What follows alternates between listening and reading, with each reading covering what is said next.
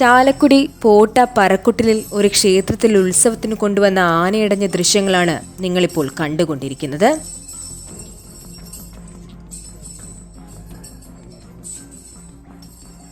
ഇടഞ്ഞ ആനയെ ഇതുവരെ തളയ്ക്കുവാൻ സാധിച്ചിട്ടില്ല. ആന ക്ഷേത്ര പരിസരത്തുള്ള വീടുകൾക്ക് സമീപമുള്ള റോഡിലാണ് നിലയുറപ്പിച്ചിരിക്കുന്നത്. ആനപ്പാപ്പന്മാർ ആനയെ വിളിക്കുന്തോറും ആന പ്രകോപിതനായി അവരെ ഓടിക്കുവാനാണ് ശ്രമിക്കുന്നത്. 2 ദിവസം മുൻപ് പുൽപ്പള്ളിയിൽ സീതാദേവി ക്ഷേത്രത്തിലിടഞ്ഞ അതേ ആനയെയാണ് ചാലക്കുടി പോട്ട പറക്കുട്ടിലിൽ കൊണ്ടുവന്നതെന്ന ആക്ഷേപവുമുണ്ട്.